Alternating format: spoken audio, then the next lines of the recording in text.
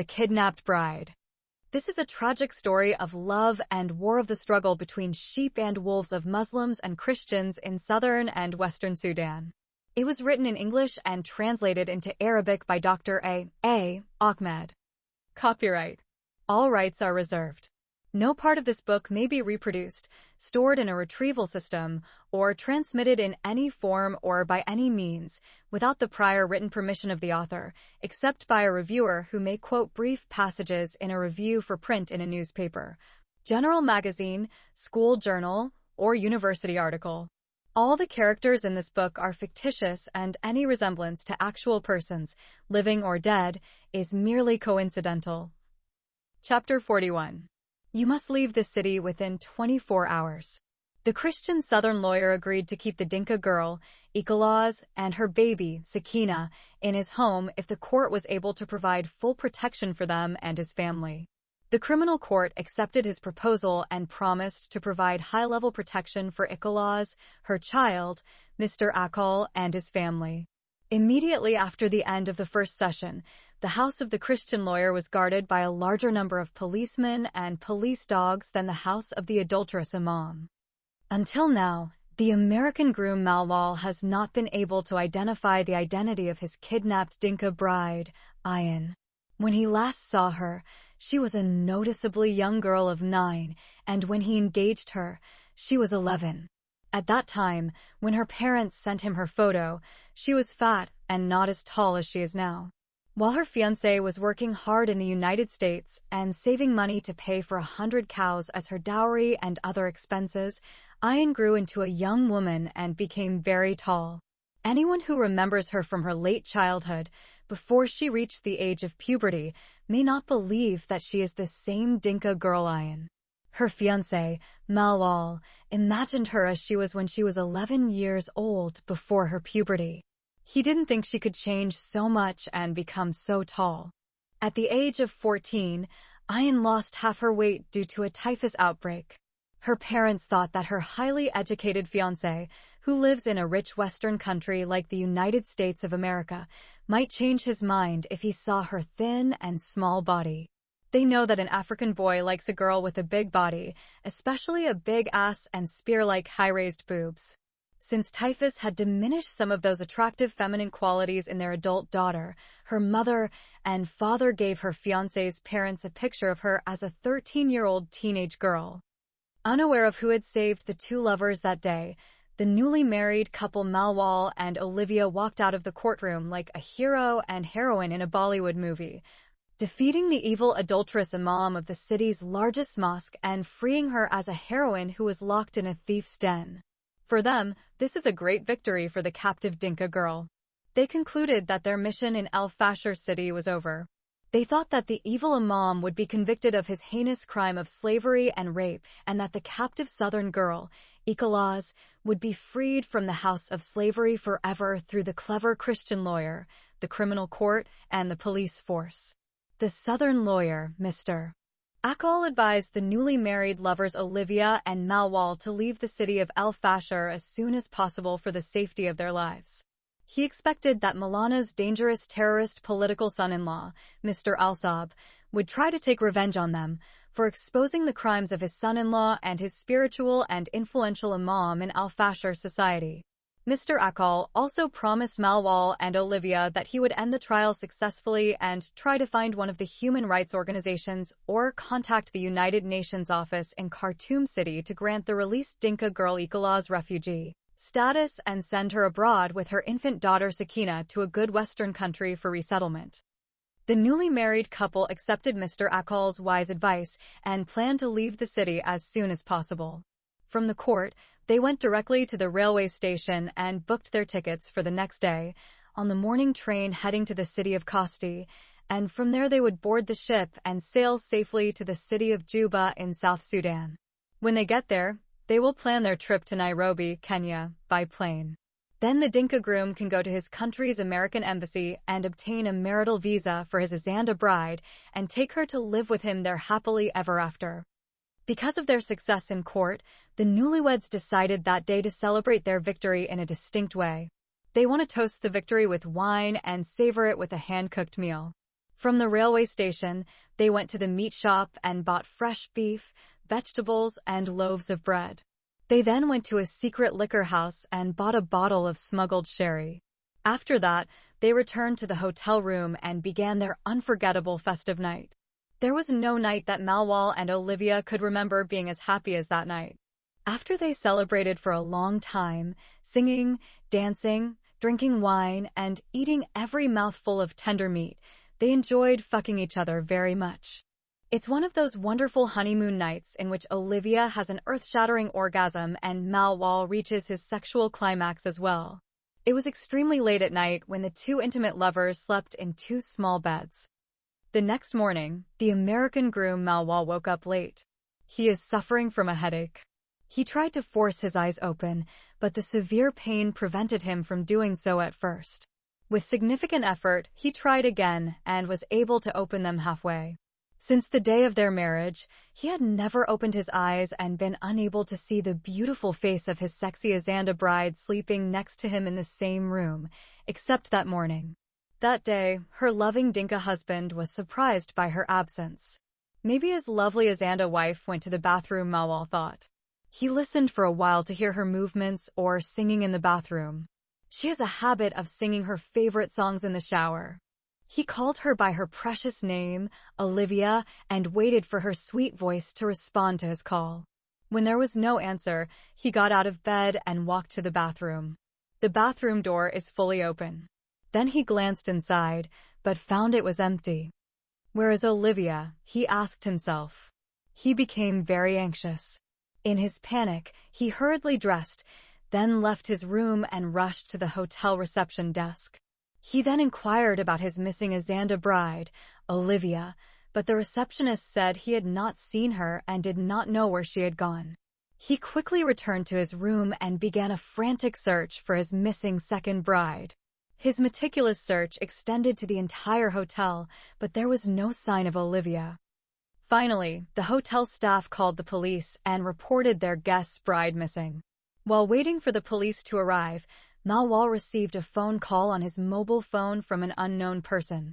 A woman's voice, rough like that of an ogre, on the other end of the line said, "If you want to see your southern wife Olivia alive, you must leave this city within 24 hours and travel to the capital of Sudan as soon as possible by evening train.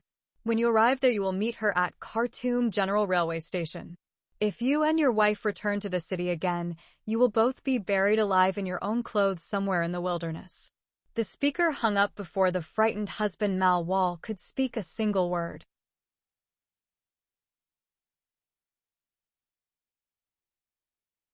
Chapter 42. Unexpected sad ending. When he heard the disturbing news, the Christian legal representative of the Dinka girl, Ikalaz, tried to find a link between Olivia's kidnapping and the adulterous imam's case, but he could not. Why does the imam or his son-in-law want to get rid of Olivia and Malwal? Even without their presence, the legal charges of enslaving the southern girl, Ikalaz, getting her pregnant outside of a permissible Islamic marriage, and giving birth to his daughter in a forbidden manner, could be successfully proven against Maulana Abdul Razak. The court only needs the written and recorded confession of the victim girl, Ikalaz. Imam Razak al-Mahdi could be sentenced to at least 6 months in prison for adultery. But for the same crime, the adulterous imam will be stoned to death if he is tried before the Sharia court. As for the enslavement of the southern girl, Ikalaz, her Christian lawyer, Mr. Akal, does not know what the criminal court's decision is, because in Sudanese law there is no such crime. According to the written code of modern Sudanese law, a person must be given 6 months if he describes another person as a slave, but there is no such thing as enslaving a person. The government, judges, lawyers, and other people in Sudan collectively believe that slavery is outdated and does not exist throughout the country. Therefore, the final ruling will be left to the judge and jurymen to decide the appropriate punishment for the imam. The American groom, Malwal, had a different view of Olivia's kidnapping. He believes that the pimp, slave trader, and prostitute, Bint al-Zubair Pasha, had a hand in this. Despite his conclusion, he does not want to pass such information on to the police or the southern lawyer, Mr. Akal, for fear that the evil woman Bint al-Zubair Pasha will kill his Azanda bride Olivia if she learns that the law is after her. He also hesitates to inform the police that his wife is responsible for the murder of the horrific Hambadi man, Wad Mahira bint Aboud, and the setting fire to the brothels and liquor huts of Bint al-Zubair Pasha, as the law may hold her responsible for premeditated murder and the theft of the murdered victim's money. This was an intentional fire that caused great destruction in the city. Therefore, the Dinka groom was in serious trouble. He doesn't know whether he should give in to the threat and leave the city or stay and try to find out where his beloved Azanda bride is hidden. He strongly believes that his kidnapped bride, Olivia, was not taken to Khartoum city. So, he took a risk and stayed where he was at the hotel. 24 hours passed. Then his cell phone rang again. This second phone message cleared Malwal's doubts and refuted Mr. Akal's words. This time, the caller threatened to kill him if he attended the trial. When he informed Mr. Akal of the threat, the Christian lawyer became more certain that Olivia's kidnapping was related to the trial. Therefore, the Southern lawyer immediately contacted the police force and demanded that the Dinka groom be provided protection from the kidnapper of his Azanda bride. The police department sent 2 policemen to guard Malwal at the hotel where he was staying. Meanwhile, the evil pimp, Bint al-Zubair Pasha, believes there is no harsher punishment a young woman like Olivia could endure than prostitution.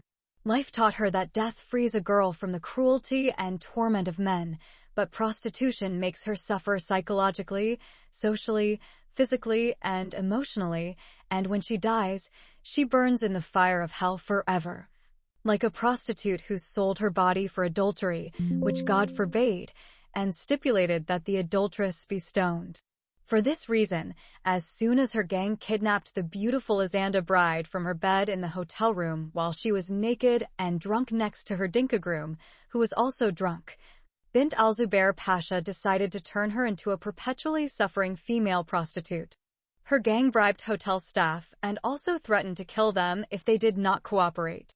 So, they gave them the key to the Southern couple's room. When the police came, they claimed that they did not know where the missing female guest had gone. They even told the police that the uncircumcised, infidel Christian bride had been drinking alcohol all night with her Southern zongi or nigger groom until she became very drunk. So perhaps she ran away from her uncircumcised, infidel husband with another black lover and spent the rest of the night in his arms somewhere in the city being fucked in her big pussy by his uncircumcised large dick. Meanwhile, fearing that a police search would reach her brothels, the granddaughter of al-Zubair Pasha hid Olivia in her huge mansion in the urban area of the city until the search for the kidnapped Southern bride was over.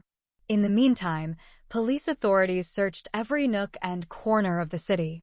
All the huts of Bint al-Zubair were carefully searched. Search warrants were sent to nearby towns and villages.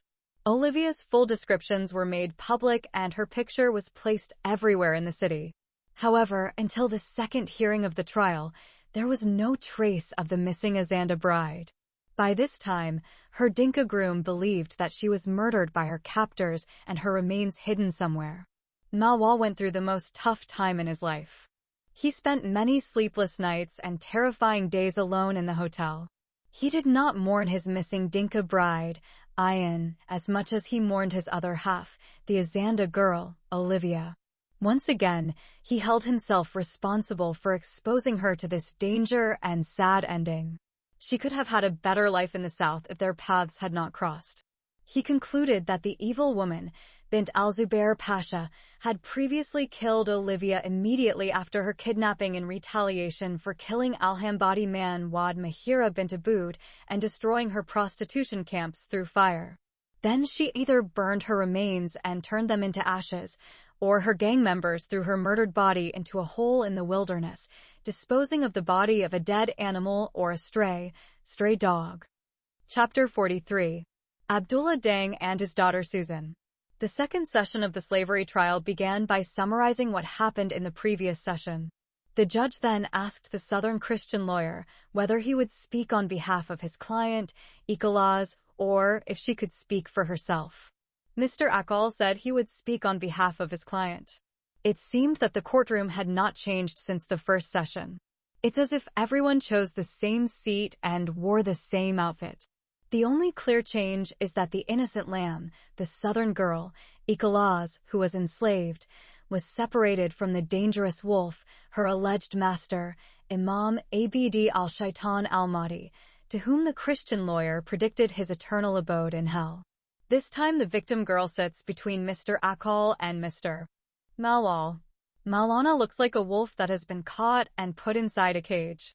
It seems that his long beard has shrunk from fear and his false modesty has disappeared. He looked angry, sparks of vengeance flying from his red eyes. For those who previously revered and worshipped him, he has transformed from a god of mercy into a demon of mankind and jinn. Then the judge called on the intelligent southern lawyer to begin his line of defense.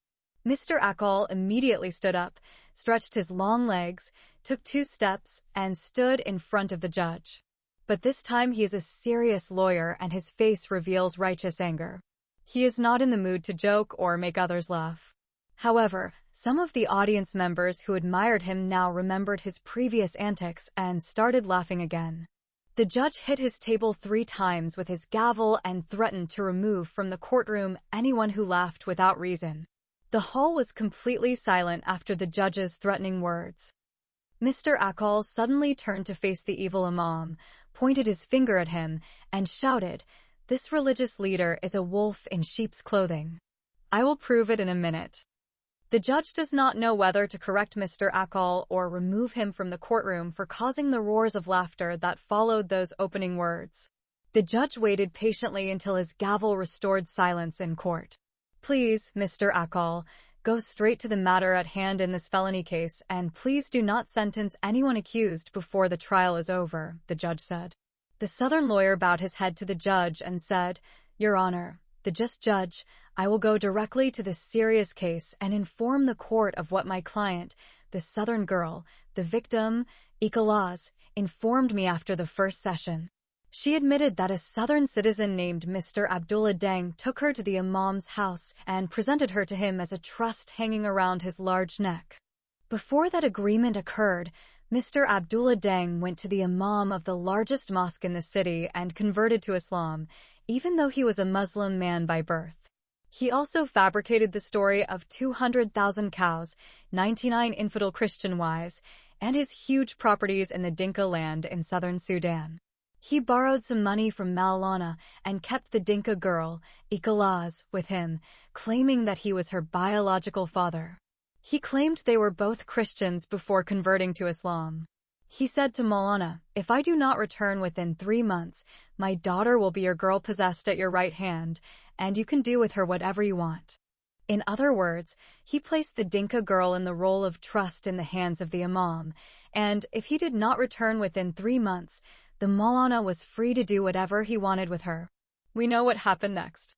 The adulterous imam slept with the Dinka girl, Ikalaz, and impregnated her without a permissible Islamic marriage contract, and when some people brought him before the Sharia court, he claimed that she was his slave.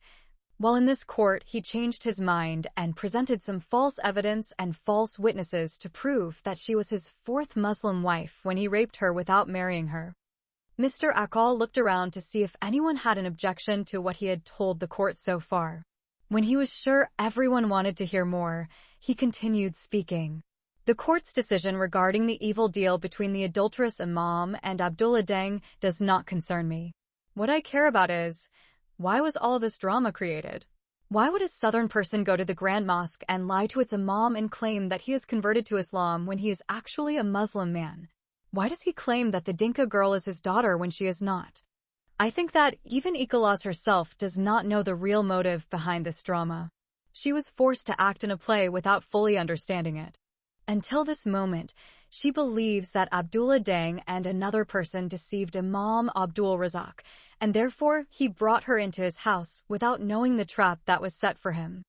The African lawyer stopped and headed towards the Arab judge's table, took his cup of water, and drank it completely.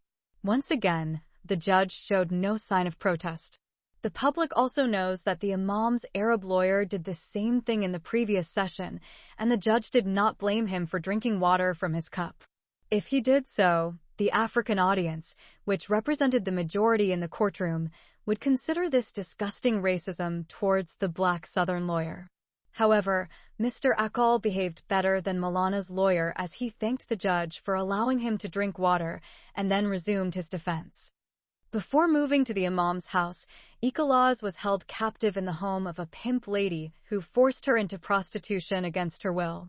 In less than a month, the Southern girl, Ikhlas, was beaten, tied with ropes, and her genitals were mutilated with Islamic circumcision for Muslim girls, even though she was an uncircumcised Christian, and she was raped every day by more than 50 men. She was not paid a single Sudanese pound for being raped daily as an unpaid sex slave. Even the street prostitutes in the city get paid for their illegal actions. Guys, imagine a young teenage girl at the age of 16 being raped every day and night by more than 70 lustful Muslim men. Mr. Akol deliberately inflated the number of rapists to anger the judge and jury. This evil woman was hitting a nail in the fire to create the Islamic symbol of the crescent on the area between the breasts of Ikhlas. She did the same thing on her private genitals. This is the religious symbol she created on the body of every horse she turned into her sex slave. The Christian girl did not receive any money for what these men who raped her did to her body. According to Ikhlas, that same evil woman later took pity on her and made her choose between the house of vice and the house of virtue. In other words, she has to choose between continuing to practice prostitution or becoming a slave. Of course, any girl in a position of Ikhlas would have chosen to live in the imam's house instead of continuing to live in a brothel. Before the woman sent Ikhlas to the house of the so-called virtue, she trained with her on how to act out the drama of the Christian Sultan Majak Dang and his Christian daughter, Susan. Abdullah Dang is one of the pimp's gangsters who traffic in women's bodies. Unfortunately, he is a Southerner and still agrees to plot against a Southern girl like him. In this way, the woman pimped the captive Dinka girl, Ikhlas, into believing that she could enter Malana's house without suspicion. The woman told Ikhlas that the imam's wife would treat her as a maidservant, but without pay. Once again, I will remind you of what happened to Ikhlas in the imam's house. The imam's wife turned her into an unpaid servant, and later she became a sex slave for the evil imam himself, and he made her pregnant with his child, bint al-haram, or illegitimate child without marriage. This is the story, gentlemen, as told to me by my client, the captive Southern girl, Ikhlas. Why this whole drama was created, she doesn't know the answer yet. Mr. Akol stopped and looked around for someone intelligent to solve the mystery of the drama he shared. Even the judge seemed confused and did not know what to say, so he looked at the Southern lawyer, hoping that he would be able to reveal the answer to the riddle he narrated in detail. Mr. Akol addressed the court again. Personally, I believe that the imam of the largest mosque in the city has a hand in this dirty game. Simply put, even though he is the imam of a large mosque, he still has a secret connection to the world of prostitution. Before I tell the court why I believe this, I would like to say that the Dinka girl Ikhlas was sold by the late evil road thief, the Hembadi man Wad Mahira bint Aboud, to the pimp lady who is involved in the trade of slavery and prostitution. I think everyone in this court knows the identity of the pimp woman who forced Ikhlas into prostitution and sold her as a sex slave to the adulterous imam. That woman we all know as Bint al-Zubair Pasha Wadrama. The accused Maulana himself shouted, "Objection, Your Honor." "What is your objection?" inquired the judge. The imam was now extremely upset, and his mouth was foaming when he opened it like a crocodile that wanted to swallow the infidel Southern Christian lawyer who accused him of having a secret connection with the world of prostitution. "I don't have any secret connection with any pimp woman or bad people in the brothels of prostitutes. I was born and raised from an early age in a good Islamic home. Since my childhood, I was trained on the Holy Book of God and the sacred Sunnah of the Prophet Muhammad. May God bless him and grant him peace.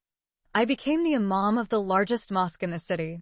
Before that, I had studied at the largest Islamic educational center in the world, which is Al-Azhar University in Cairo, in the Arab state of Egypt, a source of Islamic knowledge and light.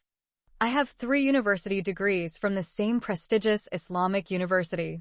bachelor's, master's, and doctorate degrees in Islamic Sharia law, the sources of which are the Holy Quran and the blessed prophetic hadiths that God Almighty revealed from the seven heavens to his final prophet Muhammad. I married my 4 Muslim wives according to the Sunnah of God and his infallible messenger. I also married a Dinka girl, Ikhlas Abdullah Deng, in a permissible Islamic marriage. I am the holiest, most righteous, and most pious man in the city. I am a descendant of the greatest Imam of all time, Muhammad Ahmed al-Mahdi. I am a free Arab man, and the Prophet Muhammad is my great-grandfather. I am the first in the city to learn Islamic jurisprudence and Sharia laws. I know the Holy Quran by heart and all the hadiths of the Prophet. Stop, please, the judge shouted, interrupting the Imam's boasts about his upbringing, education, and lineage. Everything that was said about you by the defense lawyer, Mr. Akal, will not be used as evidence against you unless it is verified and proven true with evidence. Currently, the court issues an arrest warrant for the accused woman, Bint al-Zubair Pasha Wad Rama.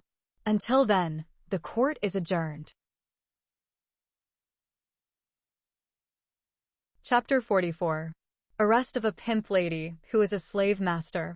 The police surprised the daughter of Zubair Pasha in her luxurious residence and arrested her. When they searched her huge mansion, they found the kidnapped Azanda bride, Olivia, in one of the rooms. Her hands and feet were tied with strong ropes, and she was lying completely naked without a piece of cloth on her body. One of the policewomen gave her a Sudanese women's sari top, an abaya, and an Islamic hijab, and ordered her to use them to cover her private parts and nakedness. She was then released from captivity and taken to the police station with her kidnapper and attacker, Bint al-Shaitan Pasha. At the police station, Bint al-Zubair was harshly interrogated, and the truth was forcefully extracted from her. The female police officers who interrogated her then forced her to sign her confession. After that, the Dinka groom, Malwal, was called to the police station, and when he saw his kidnapped Azanda bride, Olivia, he could not believe his eyes. His joy knows no bounds. He started screaming and dancing, thanking God, saying hallelujah, and praising the Lord over and over again. He had prayed, fasted, and begged God to resurrect his beloved bride, Olivia, from the dead, just as God had done to him before when the evil Hambadi bandit Wad Mahira kidnapped her from him. He decided that as soon as the police allowed his miraculously freed bride to leave, he should take her straight to the railway station and escape the cursed Muslim community. He is afraid to spend another day with his Christian bride in this forest of human monsters. After hearing Abdullah Deng's plot, Malwal began to doubt the innocence of the Dinka girl, Ikhlas. He also began to think of her as a paid professional whore who could do anything illegal or immoral for money. She's like the vile southern Muslim gangster Abdullah Deng. Moreover, he believed that she was used by the daughter of Zubair Pasha to deceive the imam of the largest mosque in the city.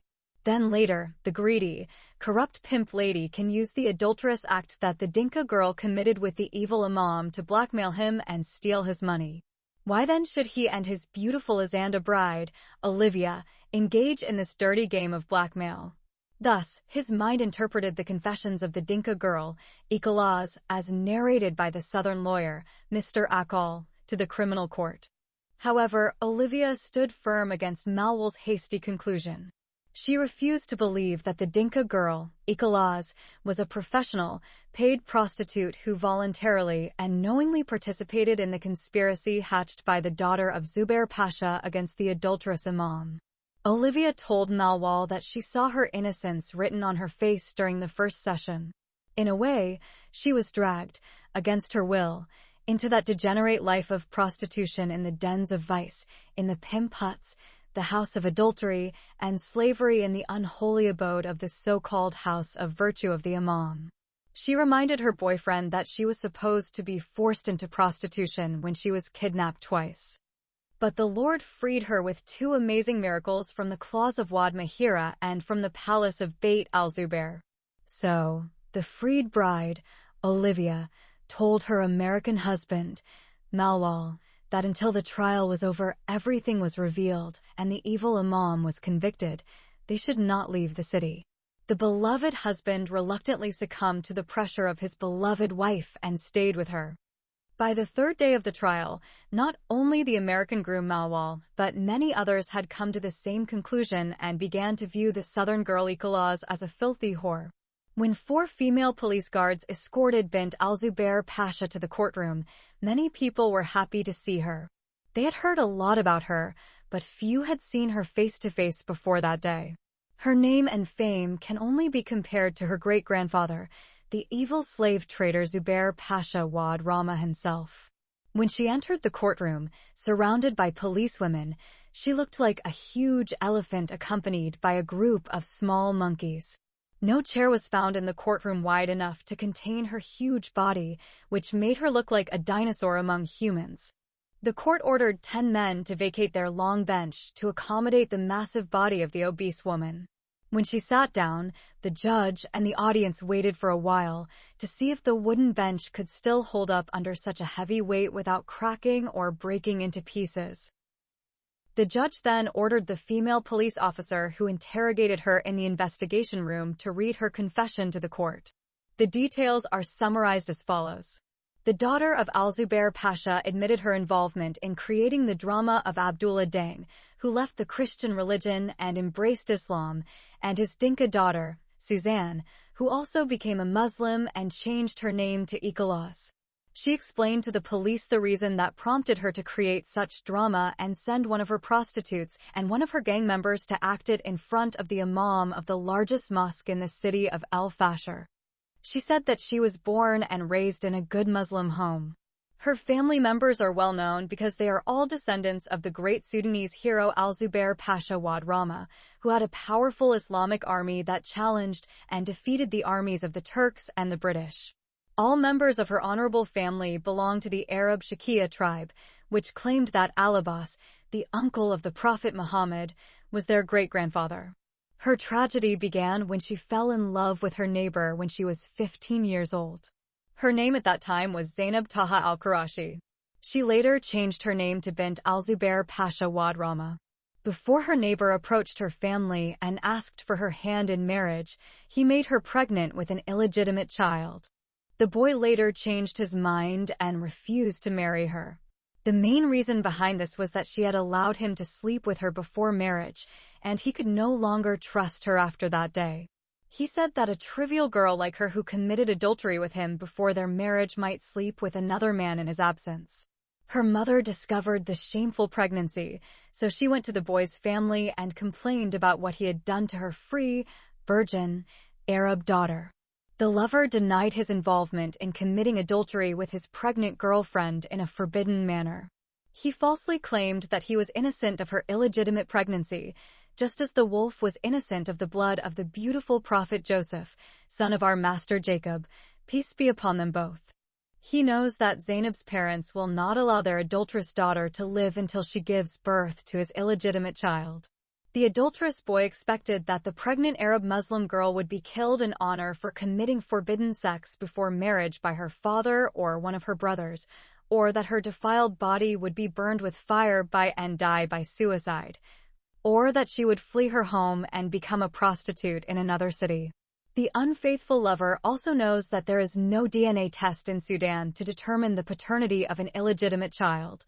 This applies if the adulteress survives and gives birth to an illegitimate child. He placed his right hand on the Holy Quran and swore to God that he had not had intercourse with her, nor had he broken her hymen by inserting his penis into her vagina, not even once. Her mother believed the cowardly boyfriend's lies. Then the angry mother hit her daughter and threatened to inform her father. The daughter of al-Zubair Pasha Wad Rama, who was then known as Zainab Taha al-Qurashi, knew that if her Muslim father came to know of her illegitimate pregnancy, he would not hesitate to slaughter her with his knife in an honor killing. As a result, she was forced to choose between fleeing home and practicing prostitution, or committing suicide by burning her body and the ill-gotten child inside her womb to ashes. Of course, being alive until the day of the trial, she chose to run away from home and become a prostitute. She was afraid that she would kill herself and die as an infidel, commit suicide, and fall into the fire of hell, which she was told was fueled by people and stones. There was also the bald serpent waiting for her death, burial, and torture in the grave. The Islamic education teacher at the girls' school also told her that the angels of death, Munkar and Nakir, would beat her in her naked body until she urinated in her grave. Therefore, Zainab bint Taha al-Qurashi preferred to flee from the house of virtue to the house of vice. She left the city of Kosti in the middle of the night and came by Nila train to the city of al-Fashir. At this stage, she changed her name to Bint al-Zubair Pasha Rama, which is her current nickname. She chose the name Bint al-Zubair Pasha because she wanted to hide her identity and preserve the honorable name of her great-grandfather, the slave trader, who appeared to her in a dream, gave her his charisma or karama, and encouraged her to practice the slavery trade, which Islam has not prohibited to this day. This is the story in brief.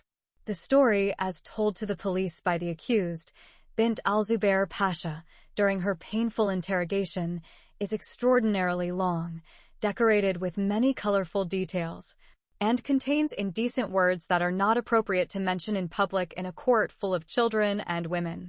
While the prosecuting female officer was standing and reading these lengthy details, the judge would often interrupt her and ask her to avoid unnecessary and immoral details. Every time, the judge also wanted to know how these boring details were related to the drama of the Southerner Abdullah Dang and his Dinka daughter, Susan. In this way, the policewoman skipped a lot of details until she arrived at the link. The connection does not become clear until it is eventually revealed that it was the lying, adulterous neighbor boyfriend who impregnated the 15-year-old girl Zainab bint Taha al-Qurashi and destroying her life, sending her to brothels, and eventually becoming a prostitute. Later, the bad lover who committed adultery and impregnated the famous pimp Lady bint Zubair Pasha and led her to flee home and became a prostitute, none other than himself, the Imam of the largest mosque in the city of al-Fashir, our Honorable Maulana Abdul Razak al-Mahdi.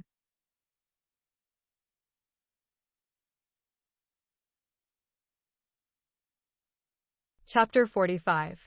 An adulterous zombie woman. The unexpected revelations of the sad story of the daughter of Zubair Pasha hit the adulterous imam's head like a bullet fired at him from close range. So, he became extremely frightened and terrified as if he saw a frightening female zombie coming out of her grave to attack him. He jumped out of his chair and screamed loudly like an ogre or a ghoul. "Oh my God, Allah, protect me." His violent reaction frightened the obese suspect Bint al-Zubair Pasha so much that she jumped and landed back on her bench. Her jump added more weight to the seat, causing it to break in half. The elephant woman fell backwards like an old, dilapidated building hit by a strong hurricane. Her massive body fell on some people sitting right behind her, just like a dump truck unloading its load of garbage. They were crushed under the heavy weight of the frightened dinosaur woman.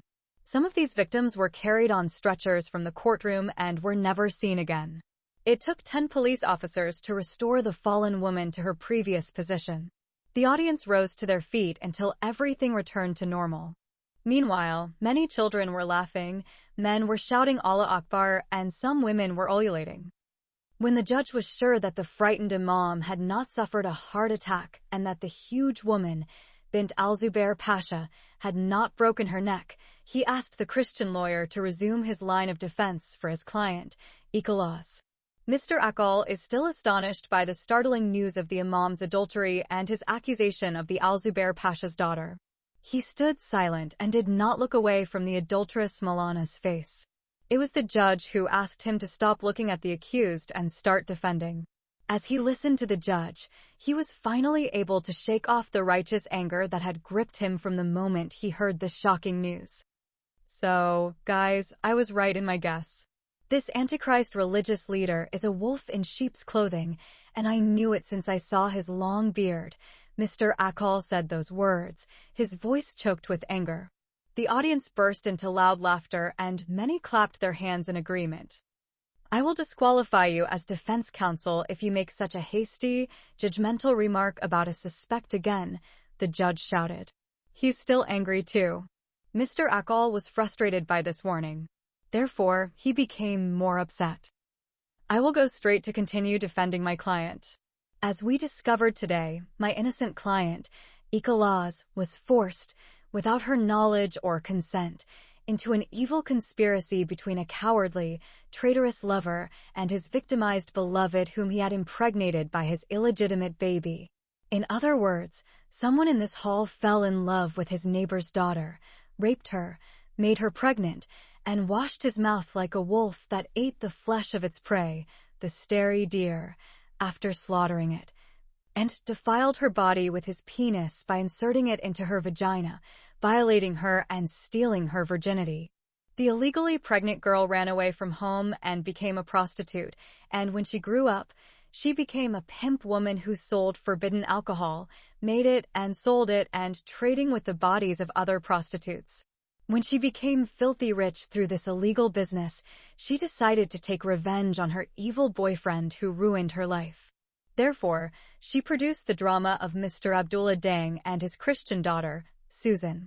The Dinka girl had no idea why she was sent to the Imam's house and forced to act in that drama performed by Mr. Abdullah Dang and his Christian daughter, Susan, who was forced to become a Muslim woman called Ikolaz.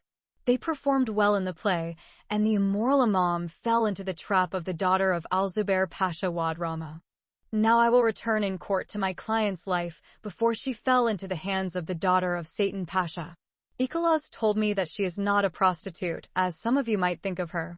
She is from a noble family and a delightful home. She was born and raised in a Christian family, and from her childhood, she learned the moral principles and guidance of the holy gospel of the Lord Jesus Christ, the Son of the living God. The Christian lawyer stopped and waited to see if there was a Muslim among the court panel, or the Imam and his lawyer would protest his description of Jesus, son of Mary, as the Lord and the Son of the Most High God. When no one among the audience, members of the court and the defendants, the Imam, and his victim, Bint al-Zubair Pasha, protested, because they were all Muslims except for Malwal, Olivia, his wife Mary, and himself, he continued his defense. Ikolaz is a married bride. She was about to travel to her husband in the United States of America before the Arab Muslim Janjaweed Mujahideen raided her village, which was called Tawila, and killed her parents, 2 brothers, and her baby sister. In an instant, the American groom Malwal emerged from his seat and stood with his eyes wide open, staring in great amazement at Mr. Akal's face. He opened his mouth to shout in victory, but found that he could only utter the following stuttering words: "This Dinka girl is my kidnapped bride, and I am her groom." Malwal wiped the sweat from his forehead with a trembling hand. Some of the audience seemed confused by his actions, words, and strange claims. In all this, the Southern lawyer did not hear or see what the Dinka groom did or said. He just kept reading his defensive line notebook. The real name of the kidnapped Dinka girl is... Before lawyer Akal could reveal her real name to the court, her Dinka groom shouted, "Her name is Ayan Majak, and her American groom is Malwal Dang." Now all eyes turned from Mr. Akal's face to the Southern young man, who suddenly rose to his feet and shouted the real name of the wife, Ikolaz, and her American husband, Malwal. The Southern lawyer remained silent for a few seconds when he heard someone pronounce the previous name of his client, Ikolaz, before he had time to say it in his own words or read it from his notebook. Then he turned in slow motion, as if in a comedy movie, and looked at Malwal with great astonishment. Facing Mr. Akal, Malwal said, "Yes, sir, I am the American husband whose name you are about to mention, and this victim girl is my kidnapped Dinka wife, Ayan." Tears filled his eyes and his throat nearly closed. He fell into his chair, covered his face with his hands, and began to weep. He could no longer listen to what Mr. Akal had to say about him and his lost bride. His Azanda bride Olivia helped him stand and followed the judge's order to take him out of the courtroom. Some people concluded that the lover, Malwal, lost his senses and became a crazy person, just like the mad lover of Layla. Even his kidnapped Dinka bride Ayan was unable to confirm his words immediately due to shock. She could not believe that her American husband, Malwal, could suddenly appear and become the handsome man sitting in the courtroom with his beautiful Azanda wife, Olivia. Her shocked mind needed time to figure out what had happened. Only his new Azanda bride, Olivia, can understand Malwol's strange claims. She is immediately faced with a new dilemma. Who is the true bride of Malwol, Ian or Olivia? The American groom came all the way from the United States of America to find his kidnapped African bride from the Dinka village of Tawila. He put his life in danger because of her. The Azanda girl Olivia considered herself to be just a fellow rebel soldier in the jungle who offered to help him find his missing Dinka bride Ian. She fell in love with him and he didn't stop her. She did not prevent him from searching for his kidnapped bride. The American groom Malwol has finally given up hope of finding his missing bride and has found no one else to take her place except Olivia. Suddenly things are different. Malwol would not have married Olivia if he had found Ian. Her memory took her back to the day she approached him in the forest and tried to have sex with him without marriage in that deserted village and expressed her feelings for him. Husband Malwol had confronted her about his eternal holy Christian marital fidelity in keeping his marriage covenant with Ian, and she agreed to honor the covenant. But after he lost hope of finding his Dinka wife, he married his Azanda beloved girlfriend. What is his valid marriage vow now, and whose marriage vow should Malwol honor? The bride, Olivia, bit her lips to control the strong, disturbing emotions, causing turmoil inside her mind. With difficulty, she managed to pull herself together and pretend to be normal. Malwol also overcame his shock and asked his lover, Olivia, to take him back to the courtroom.